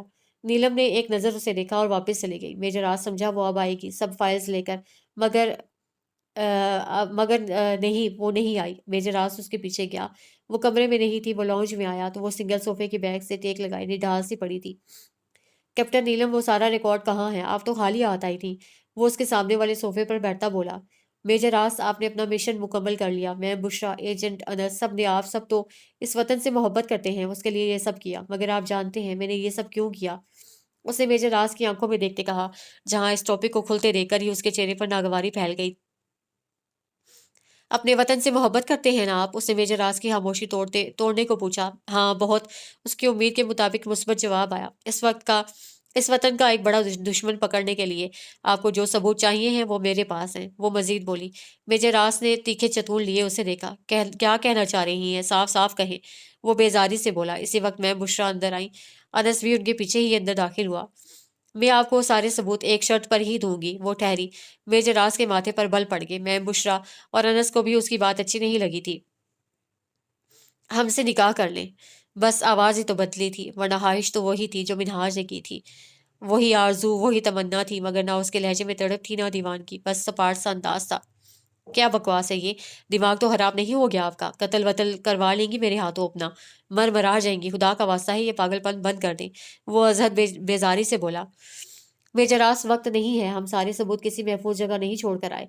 आपका ओवर कॉन्फिडेंस आपको इस बार बहुत बुरी मात देगा। अगर वो सबूत गुम हो गए तो सारी जिंदगी आप मिनहाज को नहीं पकड़ सकेंगे। बस सर पकड़कर बैठे रहेंगे ताउमर। वो तल्ख हुई। कहाँ छोड़ कर आई हो सब कुछ? तुम पागल वागल तो नहीं हो? अगर मजाक कर रही हो रही हो तो ऐसा भयानक मजाक मत करो मेरा दिमाग उलट जाए। वो सोफा छोड़ चुका था। अब वो अपने पैर के एक नाखून से दूसरे को खुरच रही थी। नजरें पैरों पर ही थी। कैप्टन नीलम, मैं कुछ पूछ रहा हूँ आपसे। वो धाड़ा। मेजरास, हम में लड़ने की हिम्मत नहीं है, ना बहस करने की। इसीलिए मान ले हमारी बात और जीत ले अपनी जंग। वो अब भी बेतासुर चेहरे से बोल रही थी। मैं इनकार करता हूँ। सुना तुमने? मैं तुम जैसी अकल से पैदल, जज्बाती और मतलब परस्त लड़की के साथ से इनकार करता हूँ। वो उसके सोफे के दोनों साइड हाथ रखे धाड़ा, मगर उससे सर उठाकर उसकी जानिब नहीं देखा था। कैप्टन नीलम होश में आए। हजारों जानों का सवाल है। वो उसे कांधों से पकड़कर झिंझोर चुका था। हमारे दिल का सवाल है। वो उसके हाथ झटकती चीखी। दिल दिल दिल, अरे तेल लेने गया आपका दिल? उसने मेज पर पड़े अखबारात गुस्से से दूर फेंक के। हमारा दिल यहाँ है, यहाँ। उसने मेजर राज को बाजू से पकड़कर अपनी जानिब खींचा और उसके दिल पर दो मुक्के मारे। सरासर इल्जाम है ये। आपने खुद अपना दिमाग खराब किया हुआ है सोच सोच कर। निकले इस सब से और देखे कि आप कितनी बड़ी अहमकाना हरकत करने जा रही हैं। वो फुंकार रहा था। उसके माथे की नसें उभरने लगी। हमने अपना मुतालबा आपके सामने रख दिया है। म्यूरिक कल तक फरार हो जाएगा। आपके पास वक्त कम है। हो सकता है मिनहाज भी इस दौरान गायब हो जाए।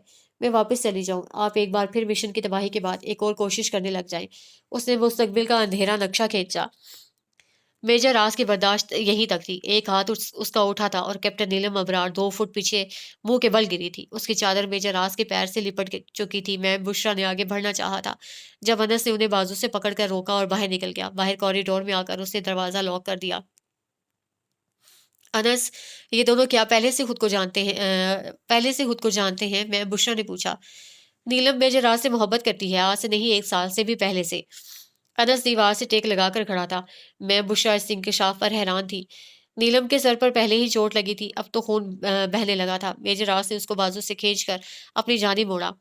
तुम गद्दारी कर रही हो। मर मर मिट्टी उसकी दौलत। हुस्न शानो शौकत पर, इसलिए उसके सारे सबूतों पर नागिन बनकर बैठ गई हो। तुमने तो हद कर दी। मैंने तुम पर भरोसा किया, तुम्हें सब कुछ सिखाया, तुम्हारी मदद की, तुम्हारी जान बचाने को दूसरी बार भी तुम्हें सेल्फ डिफेंस का ऑप्शन देकर मिशन की तबाही मोड़ ली। और तुमने क्या किया? धोखा दिया हमें। खुद के पास सबूत इकट्ठे करती रही, हम यहाँ खुआर होते रहे, प्लाजा के बाहर चक्कर काटते रहे कि पता नहीं कैप्टन नीलम क्यों रब्ता नहीं कर रही। आज पता चला कि आप क्यों रब्ता नहीं कर रही थी। वो उसे एक बार फिर आईना दिखाने लगा। उसने अपनी पैंट की पिछली पॉकेट से रिवॉल्वर निकाल लिया और उसकी गर्दन के इख्तिताम पर रख दिया। तुम गद्दार हो, मैं तुम्हें माफ नहीं करूंगा। वो दहाड़ा, उसकी आंखें गैजो गजब से सुर्ख अंगारा हो रही थी। इतनी आसानी से नहीं मरने वाले हम, वो फुंकारी। हम मरेंगे तो वो सारे सबूत हमारे साथ दफन होंगे। आपके वतन पर वो जालिम फिरौन फिर से जुल्म ढाएगा, मासूम बच्चों की जान लेगा। आपकी एक हाँ 19 करोड़ अवाम को महफूज कर देगी एक दरिंदे से। वो किस मट्टी की बनी थी? मेजर आज शुजदर रह गया। मुझे पता नहीं था कि तुम एक धोखेबाज, मक्कार, गद्दार, मतलब परस्त, खुद पसंद लड़की हो। एक दहशतगर्द का साथ दे रही हो। वो अब तक बेयकीन था। तो तय हुआ, कैप्टन नीलम अबरार इस दुनिया की सबसे बुरी लड़की है, मगर वो अपने मौकिफ से नहीं हटेगी। उसमें इतनी हिम्मत, इतना जुनून था कि शायद ही कोई उसके आगे टिक पाता। मेजर राज से उसके गोल्डन सिल्की बाल अपनी मुट्ठी में बेदर्दी से जकड़ लिए। इतना जारिहाना अंदाज था उसका कि कैप्टन नीलम के लबों से चीख बरामद हुई थी। तुम जानती नहीं हो मुझे, मैं कैसे मुजरिमों से सच उगलवाता हूँ। तो मुझे मजबूर मत करो कि मैं तुम्हें तशद्दुद का निशाना बनाऊं। तुम भूल रही हो, ये पहले ही तय हो गया था कि अगर तुमने हमारे मिशन को कोई नुकसान पहुंचाना चाहा तो मुझे, मेजर रास आलम को पूरी पूरी इजाजत है तुम्हारी जान लेने की। नीलम को लग रहा था उसके बाल उतरकर मेजर रास के हाथों में आ जाएंगे। वो जो वहां इतने मर्दों का मुकाबला कर रही थी, मिनहाज जैसे बंदे को पीट डाला था। इस शख्स के सितम चुपचाप सह रही थी। जितना टॉर्चर कर सकते हैं कर लें, हम भी अगर झुक गए तो नीलम अबरार नहीं। वो उसे चैलेंज कर रही थी। मैं जरा से उसे घसीटा और तहखाने की जानिब बढ़ने लगा। ये अपार्टमेंट खास मिशन के लिए डिजाइन किया था। इसमें तहखाना पहले से ही मौजूद था। उसने नीलम को बड़ी बेदर्दी से सीमेंट के यह बस्ता फर्श पर फेंक दिया। मेजर रास, वो पहले ही जख्मी है, कुछ रहम करें। वो बेवकूफ़ है, नादान है। मैं उसे समझाऊंगी, बच्ची मर जाएगी। मैं बुशरा ने जैकेट चढ़ाकर मौजों में पिस्टल घुसाते मेजर रास से मिन्नत भरे अंदाज में कहा, बच्ची नहीं है वो बच्ची नहीं, पूरे 19 साल की एक बालिग लड़की है। उसे नहीं पता कि वो सारे सबूत उसके मुल्क के लिए, उन मासूमों के लिए कितने अहम हैं जो यतीमी मिस्कीनी की ज़िंदगी गुजार रहे हैं। कचरे से उठाकर खा लेते हैं, नहीं तो सो लेते हैं। वो बच्ची है जो मेरे मुकाबिल खड़ी मुझे ब्लैकमेल कर रही है। वो समझती क्या है खुद को? मैंने इतने बड़े बड़े दुश्मन ठिकाने लगा दिए, उस बालिश्त भर की लड़की की ब्लैकमेलिंग में आ जाऊंगा? वो गुस्से से भड़क उठा। वो कल का पूरा दिन और रात बंद रही थी। दिन चढ़ने वाला था, उसे गोली लगी थी, उसका प्रॉपर ट्रीटमेंट भी नहीं हुआ था। म्यूरी की लोकेशन मुझे पता चल गई है। उसका जो साथी हमारे बंदों ने पकड़ा था, कल उसी के मुंह खुलवा कर आ रहा हूँ। सब उगल चुका है वो। मैं वहां जा रहा हूँ, पुलिस मेरे साथ होगी। और अनस, तुम लाहौर सेंट्रल जेल की इंफॉर्मेशन देते रहना कि वो खुफिया रास्ता मिला पुलिस को कि नहीं। उसने लैपटॉप पर बिजी अनस से कहा, पुलिस कल रात ही उनको फरार होते दोबारा गिरफ्तार कर चुकी है। वो रास्ता भी मिल चुका है। अनस उसकी जानिब देखे बगैर सपाट अंदाज में बोल रहा था, पहले क्यों नहीं बताया? टाइगर धाड़ा, उसका मिजाज वैसे ही गर्म था। Sorry sir. अनस अभी सपाट चेहरे के साथ सर झुकाए बैठा था। उसका टाइगर के बजाय सर कहकर बुलाना ही उसकी नाराजगी का इजहार था। अब तुम्हें क्या तकलीफ है?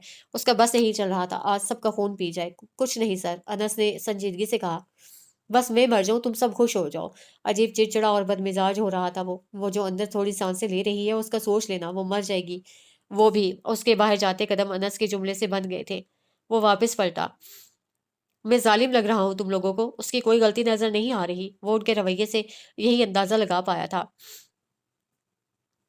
जो समझना है समझो, मैं एक गद्दार को उसकी सजा देकर रहूंगा।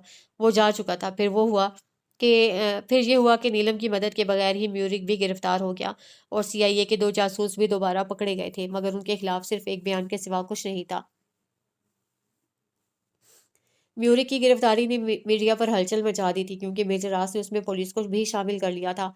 अमेरिका की जानिब से सबूत मांगे जा रहे थे। आज भी मेजर रास की हेडक्वार्टर तलबी हुई थी। वो चाहता तो नीलम की हरकत बता देता, मगर कौन यकीन करता कि वो लड़की इस हद तक जा सकती थी। उसके लिए अपना सब कुछ दांव पर लगा चुकी थी, सब कुछ। एक जान बची थी, वो भी। वो सोफे पर टांग पिसार कर बैठा था जब अनस उसके पास आया। मिनहाज को असद जुबैर लगारी ने अपनी सिक्योरिटी में ऑस्ट्रेलिया भेज दिया है। जबकि वो ऑस्ट्रेलिया पहुंचा नहीं है, इतने आराम से उसे बम फोड़ा था। क्या? मेजर रास के उसके लफ्ज में क्या कुछ नहीं था। वो गायब हो चुका है। वो कहाँ गया? पाकिस्तान और ऑस्ट्रेलिया के दरमियान एयरपोर्ट का मामला भी नहीं बता सका। अनस मजीद बोला तो मेजर रास झटके से उठा और तहखाने की जानिब चल पड़ा।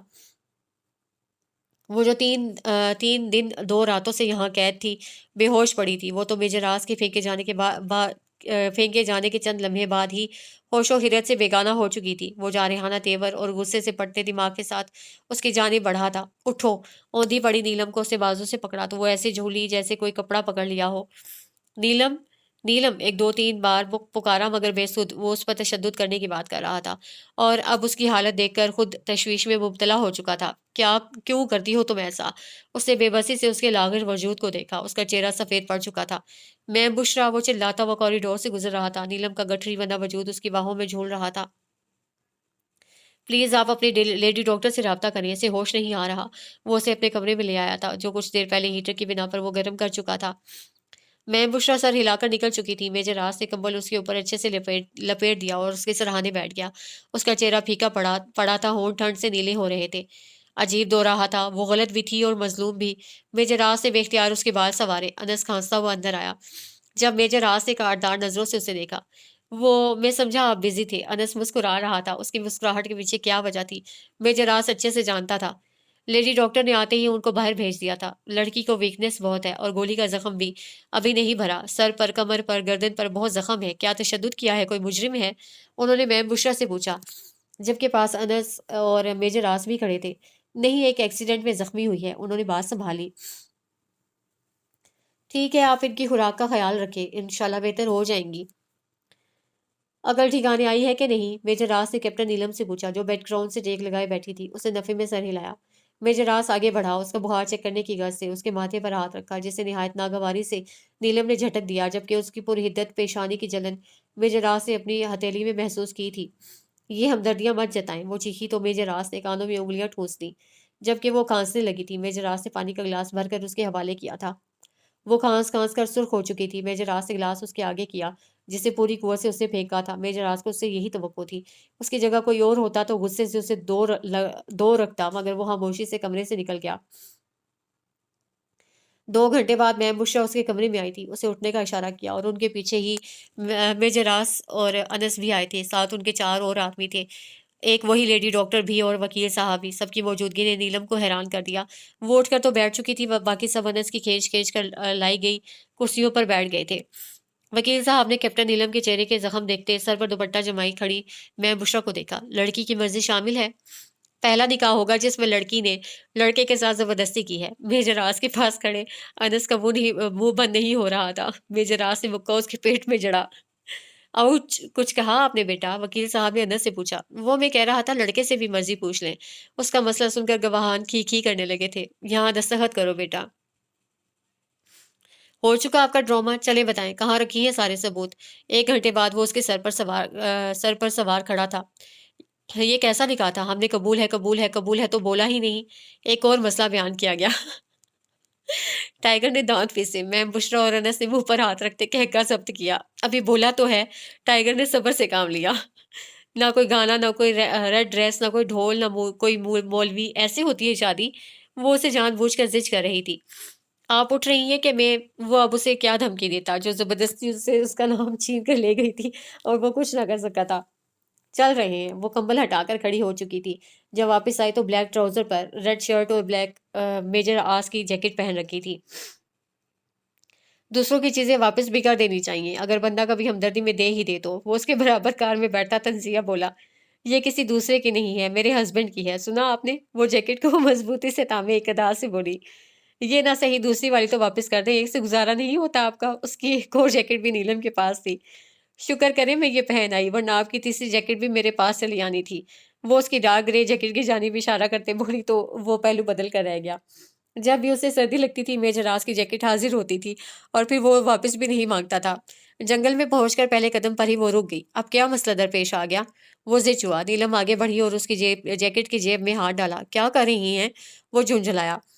सेल फोन निकालकर उसने मेजर राज को देखा। आप जैसा बंदा भी कोड लगाता है, वाह क्या बात है। उस पर शोखियां सवार थीं। आए एक सेल्फी लेते हैं मेजर राज। वो ऊंचे से पत्थर पर बैठ गई। यहाँ हम पिकनिक पॉइंट पर नहीं आए हैं, वो सख्ती से बोला। जब तक हमारे साथ हैं, जिंदगी को थोड़ा सा जी लें, वरना हमारे जाने के बाद हमें याद ही करेंगे।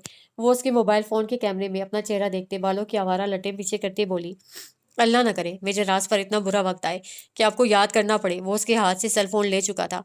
बुरा वक्त बताकर थोड़ी आता है। वो पत्थर से छलांग मारकर नीचे उतर चुकी थी। हाथ झाड़ती आगे बढ़ गई। मेजर राज भी उसके पीछे ही पहुंचा था। नीलम ने जगह तलाश की और मेजर राज को इशारा किया। उसने लकड़ी से सारी खुदाई की और कैप्टन नीलम बैठी उसे देखती रही। कितनी बड़ी बेवकूफ़ी की आपने, यहाँ सब कुछ छुपा दिया। अगर कोई शिकारी खोदता तो वो उस पर बरस बरस पड़ा था। I am sorry major Raj, I am really sorry. Major Raj कुछ नहीं बोला। उसे हकीकतन उस पर बहुत गुस्सा था। उसकी लापरवाही अगर सब ले डूबती, ये सारे सबूत गलत हाथों में लग जाते तो। जंगल की वीरानी मजीद बढ़ने लगी। सारे सबूत मिल चुके थे। मिनहाज की गिरफ्तारी के लिए पूरे मुल्क पाकिस्तान के सिवा सऊदीया, अफगानिस्तान और चंद दो ममालिक और की पुलिस भी शामिल थी। आजकल मिनहाज इजहाक, जिसे एमाज कहते हैं, कि मीडिया पर बड़े चर्चे थे कि दूसरे मुल्क का मीडिया उसके प्लाजा की कवरेज कर रहा था। नाजरीन, आपको ये भी बताते चलें कि ये दौलतमंद दहशतगर्द और स्मगलर सऊदीया में पैदा हुआ। उसने अपनी ज़िंदगी के चंद साल भारत में भी गुजारे हैं और पिछले 3 साल से मुस्तकिल पाकिस्तान में क़याम पज़ीर था, जिसकी बिना पर हमारे ISI के नौजवानों ने उसे तारीख के अमीर तरीन क्रिमिनल का मुकाबला इतनी अ, इतनी पैब्लोस एस्कोबर धूल चटा दी। जी, दौलत इतना रुपया पैसा और हीरो की गिनती नहीं, हम कह सकते हैं वो जराइम की दुनिया का किंग ऑफ क्रिमिनल, बेताज बादशाह है। ISPR की जानिब से बताया जा रहा है कि इस अनोखे और पुरस्रार मुजरिम की पुष्टपनाही बहुत से ममालिक के सियासतदान कर रहे हैं। उसे छुपाया जा रहा है, मगर एक बात याद रखी जाए, हर मुजरिम को उसके किए की सज़ा मिलेगी। नाज़रीन, मज़ीद वक्त हमारे साथ रहिएगा। और देखिए, एमाज प्लाजा की तहसीन और आरइश मीडिया को खबर मिल चुकी थी। हर चैनल उसे अपनी पसंद का मसाला लगाकर पेश कर रहा था। कोई उसे जराइम की दुनिया का बादशाह कह रहा था, तो कोई हुस्न बेमिसाल, कोई दौलत के पहाड़ गिन रहा था, तो कोई मुर्दा ज़मीरों को जगाता उसे एक दहशतगर्द करार दे रहा था। नीलम ने सर्द आ भरते चैनल बदला। लोग आते हैं और चले जाते हैं। उसे लगा ये आवाज़ उसके कान के बिल्कुल करीब है। नीलम का दिल पसलियों में उछल पड़ा। उसे गर्दन घुमाकर इधर-उधर देखा। लाउंज में कोई नहीं था। माथे से पसीना साफ किया। Neelam, captain Neelam, are you okay? Ma'am Bushra ने उसके चेहरे के उड़े-उड़े रंग देखकर दरियाफ्त किया। हाँ, जी, उसे थूक निकला। घबराई हुई लग रही हैं। वो सूप का प्याला उसे थमाकर बोली। नहीं तो। वो रिलैक्स हो गई। आज हमारा मौजू है एक दहशतगर्द, एक स्मगलर, एक अंडरवर्ल्ड का ब्लैक स्टार, जिसका असल नाम मिनहाज इस्हाक है। क्या वजह थी कि इस कदर खूबरू नौजवान पढ़ा लिखा शख्स इस कदर गिर गया? क्यों उसने अपनी ज़िंदगी तबाह की? उस शख्स का पुरस्कार किरदार हमारे नौजवानों को क्या इंस्पायरेशन देता है कि वही भई वाह, क्या हुस्न है इस बंदे का, क्या पर्सनैलिटी है, वाह क्या प्लाजा है, क्या स्टाइल है, ज़िंदगी हो तो ऐसी। एक जाना माना स्मगलर और दहशतगर्द, ये डेवलप करनी चाहिए हैं हमें अपनी नौजवान नस्ल में। नहीं, बिल्कुल नहीं। मूवीज़ के ड्रामों के ये किरदार हकीकी ज़िंदगी में मुँह के बल गिरते हैं। आज नहीं तो कल जब इनका ज़मीर जागता है तो फिर उन्हें सोने नहीं देता, जागने नहीं देता, खाने-पीने, जीने नहीं देता। हो सकता है मुमकिन हो कि उसकी पुरस्कार शख्सियत के पीछे कोई दर्दनाक कहानी हो, मगर दर्द के बदले अगर हम दर्द ही देने लगे तो पूरी दुनिया इस दर्द को महसूस करेगी, चीखेगी, चिल्लाएगी। खुशियाँ तो खत्म हो जाएँगी, दर्द के बदले दर्द दिया जाए तो ज़रूरी तो नहीं। खुद ना जी सको तो दूसरों को भी जीने ना देना, कहाँ की इंसानियत है? किरदारों की आगाही बढ़ानी चाहिए। नेगेटिव और स्ट्रॉन्ग हमें स्ट्रॉन्ग और नेगेटिव किरदारों की आगाही बढ़ानी चाहिए हमें अपने लोगों में। अगर कोई इंसान जराइम की दुनिया में बहुत आगे बढ़ गया है तो उसे एक रोल मॉडल की तरह फ़िल्मों, कहानियों और ड्रामों में दिखाने की बजाय उनका अंजाम दिखाया जाए और शोर पैदा किया जाए कि मुजरिम मुजरिम है, फिर वो कितना ही ताकतवर क्यों ना हो। उसे यहाँ नहीं, रोज़े महशर उसकी अदालत में तो पेश होना ही है, जहाँ सिर्फ़ इंसाफ होगा, हक़ की जीत होगी और बातिल का सर नीचा। जहाँ कुछ चैनल्स उसके हुस्न और दौलत और ताकत के कसीदे पढ़कर मासूम ज़हनों को बरगला रहे थे, वहीं एक आध चैनल हक़ाइक़ सामने रख रहा था, क्योंकि ये तो हकीकत थी कि ऐसे किरदार बहुत जल्द लिखारियों के ज़हन में एक नई कहानी तश्कील दे देते हैं। इन कहानियों में ऐसे किरदारों को रोल मॉडल दिखाना सरासर इंसानियत के साथ ज़्यादती है।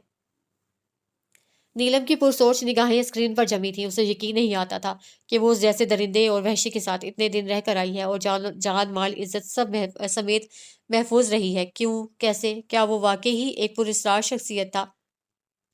10 दिन बाद शाम का अंधेरा फैलने वाला था।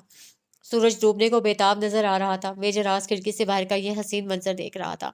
टाइगर। नीलम की कंफ्यूज सी आवाज उसकी पुश्त पर उभरी, मगर पिछले 10 दिनों से जैसे वो उसकी हर आवाज पर कान लपेट लेता था, इस पर भी यही किया। वो उसे 10 दिनों से खामोशी की मार मार रहा था। उसके किसी सवाल का जवाब ना देता, जहां उसे मौजूद देखता वहां से गायब हो जाता। वो बात करने लगती, उठकर चला जाता। उसे पिछले 3 रोज से बुखार था। वो उसकी नाराजगी बर्दाश्त नहीं कर पा रही थी। शिद्दत गरिया से उसकी आंखें सूज गई थी। मेजरास, नीलम ने उसका बाजू थाम कर हिलाया था। मेजरास, हमारी बात सुने ना। वो रोने लगी। गर्म स्याल सब कटोरों से बहने लगा। मेजरास ने झटके से अपना बाजू छुड़वाया, मगर उसकी जानिब देखने से गुरेज किया था। हम आपको ब्लैकमेल नहीं करना चाहते थे, बस आपके गुस्से में कहे वो मेजरास से उसकी बात पूरी नहीं होने दी थी। वो कमरे से जाने लगा था जब नीलम ने दौड़कर उसकी कमर पर सर रखते बाजू उसके सीने के गिर्द बांध दिए। मेजरास इस हरकत पर शुजर रह गया, जबकि वो उसकी कमर पर सर रखे शिद्दत से रो रही थी। मेजराज से उसके नाजुक हाथ अपने चौड़े सीने से हटाने चाहे, मगर वो और सख्त गिरफ्त करती उसकी पूरी शर्ट अपने आंसुओं से भिगो चुकी थी। हमें माफ कर दें।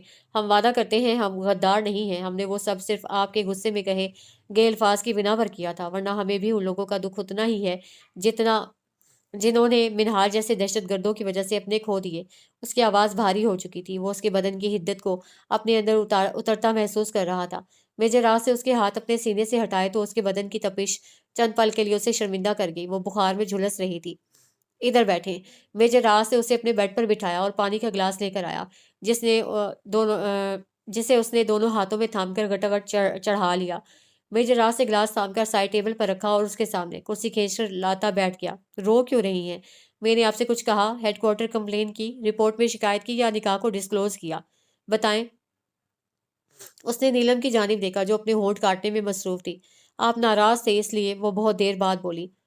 आपने इतना कुछ किया, जबरदस्ती का निकाह भी कर लिया, और मैं नाराज भी ना हूं। उसके चेहरे पर अब भी संजीदगी रकम थी।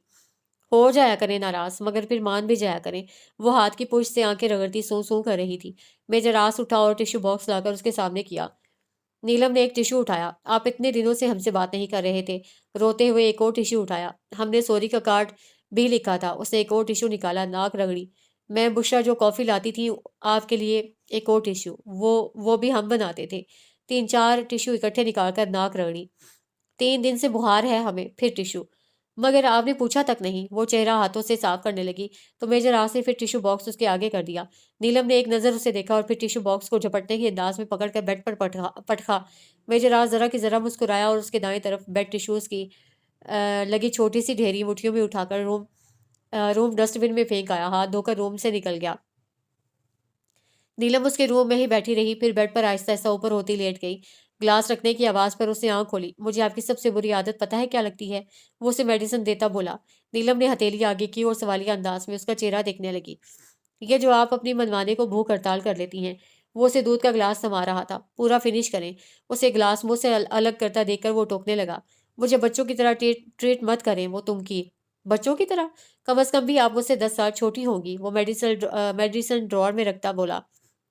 उम्र का क्या है, रिश्ते में तो हम बराबर हैं ना। उससे हाली गिलास मेजर राज की जानी बढ़ाया तो वो कुछ बोले बगैर गिलास ले गया। नीलम उसके कमरे में उसी के बेड पर पूरे इस्तेकाक से लेटी हावे खरगोश के मजे ले रही थी। न्यूयॉर्क के एक खूबसूरत अपार्टमेंट में ग्लास वॉल से बाहर का मंजर देखता वो शख्स सिगार के लंबे लंबे कश ले रहा था। उससे निकलता धुआं कोई बहुत दिल के करीब रहने वाले की छवि बना रहा था। उसके भूरे बाल आज भी उतने ही चमकीले थे और भूरी आंखें उतनी ही नशीली। वो आज भी पेंट कोट में मलबूस था।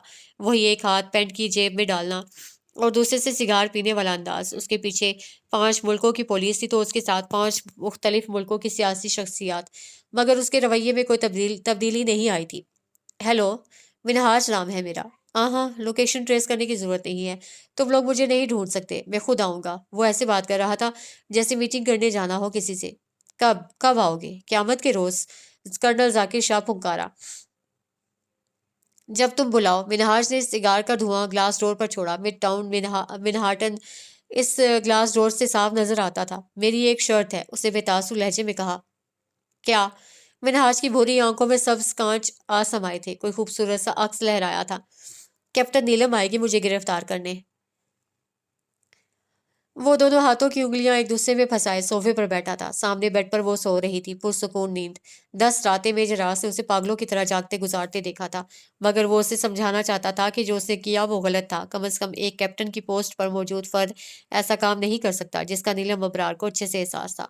हकीकत तो वो जानती थी कि उसे ये सब पाकिस्तान के लिए किया था, यहाँ के बाशिंदों के लिए, मगर मेजर राज से अपनी तौहीन का बदला लेना उसे फर्ज समझा था।